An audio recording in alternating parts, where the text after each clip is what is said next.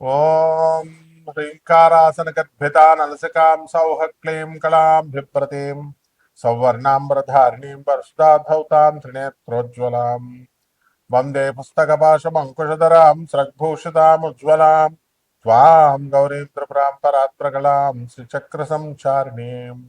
ఓం శ్రీ బెజవాడ కనకదుర్గాదేవ్యై నమః. శ్రీ దుర్గామల్లీశ్వరాభ్యాం నమః. మనకి ఈ యొక్క కుజ బుధ గ్రహాలు రెండూ కలిపి మనకి మీనరాశిలో ఉన్నాయి. మరి ఇది మీనరాశిలో 11 ఏప్రిల్ 2026 సంవత్సరం నుంచి మీనరాశి ప్రవేశం జరిగింది. అదేవిధంగా ఈ యొక్క కుజుడు మీనరాశిలో 2 ఏప్రిల్ 2026 సంవత్సరం నుంచి ఉంటుంది. దీని వలన మొత్తం 12 ద్వాదశ రాశుల వారు కూడా ఏమండి మాకు చాలా అప్పుల బాధలు ఎక్కువైపోయినాయండి, ఆదాయాలు పెరగట్లేదండి, అప్పులు తీరట్లేదండి అని చెప్పేసి వాళ్ళు చాలా బాధపడుతున్నారు. అంటే ఈ యొక్క ఎందుకు ఈ రుణ బాధలన్నీ కూడా మనం ఆదాయాలు పెరిగినా సరే మనం రుణ బాధలు మనం ఎందుకు తీర్చుకోలేకపోతున్నాం? ఇదంతా కూడా ఒక విధి విధానంలో మనకి మన కర్మ అనమాట, పూర్వజన్మ కర్మ. అది మనం ఎవరికైతే బాకీలు ఉన్నామో అటువంటి వాళ్ళందరికీ కూడా మనం దాన్ని ఈ రోజు కాకపోయినా రేపైనా సరే, రేపు కాకపోతే ఎల్లుండైనా సరే మొత్తం మీద తీర్చాల్సినటువంటి అవసరం మనకుంది. దీన్నే కర్మ సిద్ధాంతం అంటారు. ఆ కర్మే దేవుడు. కాబట్టి అప్పుల బాధలో ఉన్నటువంటి వాళ్ళు శీఘ్రగతిన మనం అప్పుల బాధ నుంచి పోవాలి అంటే ఏదో ఒక దైవ సంబంధమైనటువంటి ఉపాసన ఉండాలన్నమాట ప్రతి ఒక్కళ్ళకి కూడా. అది చాలామంది మనుషులు సాధారణంగా బాల్యంలో ఆటలతోనూ, కౌమారంలో అయిపోయిన యవనంలో వీళ్ళందరూ కూడా స్త్రీలతోనూ సమయం వెచ్చించుకుంటారని జగద్గురు ఆదిశంకరాచార్యులు వారు చెప్తారు. అదే యవనంలో పిల్లలు పెళ్ళిళ్ళు ఇవన్నీ కూడా పుట్టిన తర్వాత, పెళ్ళిళ్ళు అయిన తర్వాత వీళ్ళందరికీ కూడా మనకి ఒకటే అర్థం అవుతుంది ఏంటంటే అప్పటి నుంచి బాధ్యతలు పెరుగుతాయి. మనం సంపాదించాలి, పిల్లలు పెద్దవాళ్ళు అవుతారు, తల్లిదండ్రులంతా కూడా వృద్ధులు అవుతారు. ఇక సంపాదన కావాల్సిందే ఆ వయసు నుంచి. కాబట్టి ఆ వయసులో వచ్చినప్పుడు మనకి మన ప్రయత్నాలు అన్నీ కూడా మనం పెడుతున్నప్పటికీ కూడా మనకి పని జరగట్లేదు. ఏదో రకమైనటువంటి అడ్డంకులు మనకు వస్తున్నాయి. మనకి ఏమిటిది, ఎందువలన నేను ప్రయత్నించినా సరే నేను ఈ యొక్క నా ప్రయత్నాలు సఫలం అవ్వట్లేదు అనేటటువంటి డౌట్ చాలా మందికి ఉంటుంది. మరి దీని నుంచి పరిష్కార మార్గం అనేటటువంటిది ఒకే ఒక్క సాధన. ఆ సాధనే మనం శీఘ్రంగా ఇచ్చేటటువంటిది. ఈశ్వరుడు యక్షరూపంలో చేసుకోవచ్చు, కృష్ణుడు, దత్తాత్రేయుడు, అమ్మవారు పార్వతీదేవి, దశమహావిద్యల్లో ఒకటైనటువంటి కమలాత్మిక అమ్మవారు, ఇలా దశమహావిద్యల ఉపాసన. వీటిల్లో ఇవన్నీ కూడా సంక్షిప్తంగా మనం ఏదో ఒకటి చేసుకుంటూ మనం ముందుకు వెళ్ళాలి.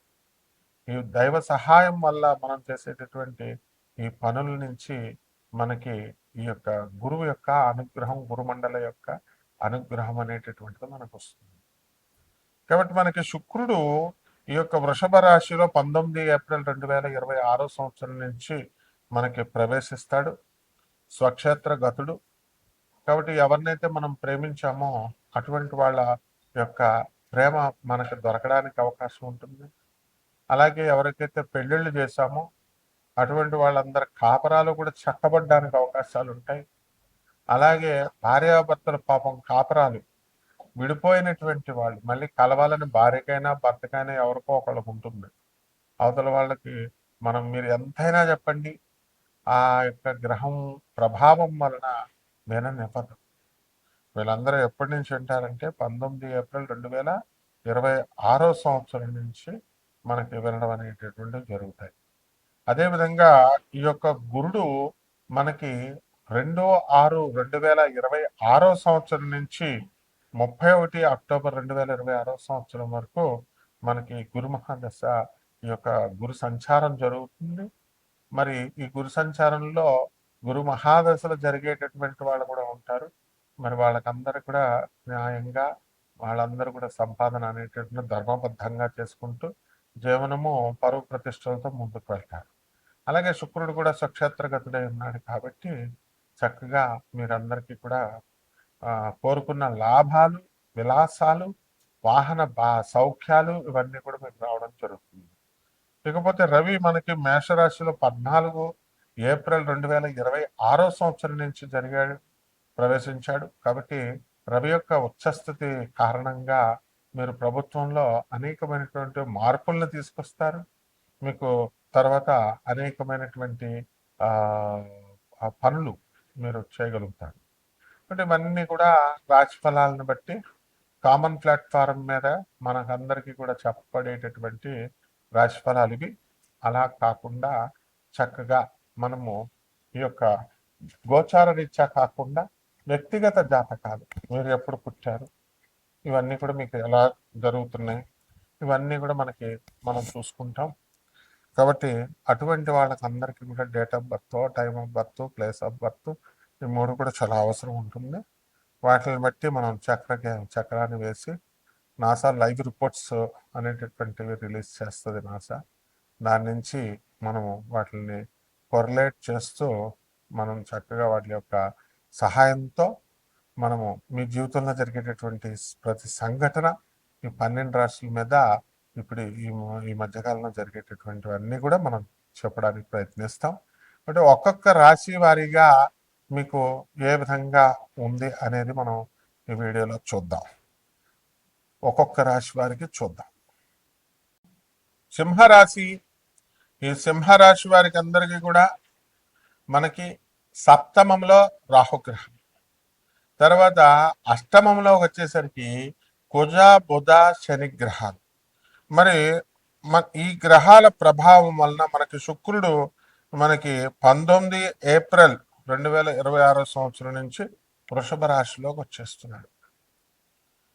ఈ కారణంగా మనకి సింహరాశి వాళ్ళందరికీ కూడా ఈ కేంద్ర స్థితిలో ఈ యొక్క శుక్రగ్రహం ఉంది కాబట్టి వృత్తి దగ్గరకు వచ్చేసరికి కొంచెం ఉద్యోగాల విషయంలో టెన్షన్లు తగ్గుతాయి. అంతకుముందు టెన్షన్లు చాలా ఎక్కువగా ఉన్నాయి సింహరాశి వాళ్ళకి. ఆ ఉద్యోగాలు, అక్కడ ఎన్విరాన్మెంట్ కూడా మనకి ఎక్కువ మన మీద చెప్పుడు మాటలు చెప్పేటటువంటి వాళ్ళు ఇలా తయారైపోతారు అన్నమాట. మనకు రాసేది బాగోలేకపోయేసరికి. ఇప్పుడు ఎప్పుడైతే వృత్తి స్థానంలోకి శుక్రుడు వచ్చాడో అంతా కూడా మీకు ఫాలోయింగ్ ఎక్కువైపోద్ది, ఆదాయాలు పెరుగుతాయి, కాస్త మనశ్శాంతి అనేటటువంటిది సమకూరుతుంది. అలాగే వడ్డీలు మేము కట్టలేకపోతున్నామండి, మేము అప్పులు చేశామండి, చాలా ఈఎంఐలు ఉన్నాయండి అని బాధపడేటటువంటి వాళ్ళందరూ కూడా ఏదో రకంగా తీర్చగలుగుతారు. అలాగే సింహరాశి వాళ్ళు వాళ్ళ డైరెక్ట్ సంపాదన అనేటటువంటిది కూడా మనకు తీర్చేస్తారు. అలాగే ఇండైరెక్ట్గా వాళ్ళ హస్బెండ్స్ ఉద్యోగాలు రాజీనామాలు చేసో లేకపోతే రాజీనామాలు చేయకుండా వ్యాపారాలు పెట్టో ఏదో రకంగా వాళ్ళ వ్యాపార రంగంలోకి కూడా వీళ్ళకి వెళ్ళడం జరుగుతుంది. కాబట్టి సంపాదన అనేటటువంటిది ఇద్దరు సంపాదిస్తున్నారు కాబట్టి కాస్త కష్టాలు అనేటటువంటి ఒక దారికి రావడానికి అవకాశాలు ఉంటాయి. అంటే ఈ సింహరాశి వారికి దాన ధర్మాల గుణం ఎక్కువ ఉంటుంది కాబట్టి వీళ్ళంతా కూడా ఉద్యోగ విషయాల్లో వీళ్ళకి ఆదాయాలు బాగా పెరిగినాయి కాబట్టి ప్రాబ్లం లేదు. ఎంత పెరిగినప్పటికీ కూడా ఖర్చు అనేటటువంటిది చాలా అవలేలగా వీళ్ళకి పూర్తయిపోద్ది అనమాట. కాబట్టి ఈ రాశి వారికి అందరికీ కూడా సింహరాశి వారికి యాక్సిడెంట్లు అయ్యేటటువంటి అవకాశాలు ఉన్నాయి. మోకాళ్ళ నొప్పులు ఉంటాయి. మోకాళ్ళ నొప్పులు ఏమంటే అటు ఇటు తెగ తిరిగేస్తే వస్తాయని కాదు, మామూలుగా ఉన్నా సరే మోకాళ్ళ నొప్పులు వస్తాయి. వీటికి పరిహారాలు కొన్ని చేసుకోవాల్సినటువంటి అవసరం ఉంది. మీ కమ్యూనికేషన్ స్కిల్స్ దెబ్బతింటాయి. మీరు చెప్పేటటువంటి మాటలు ఇతరుల వల్ల ఇతరులకి అంతా కూడా మనకి చెప్పడం అవతలలో అపార్థం చేసుకోవడానికి అవకాశాలు ఉంటాయి. కాబట్టి బుధ జపం చేసుకోండి, బుధ స్తోత్రాలు చదవండి. బుధుడికి కిలోంపావు పెసల్ని ఆకుపచ్చ రంగు ఉన్నటువంటి వస్త్రాలనిచ్చి పేద బ్రాహ్మణులకి బుధవారం నాడు ఉదయం తెల్లవారుజామున 5 గంటలకి దానం చేసుకోండి.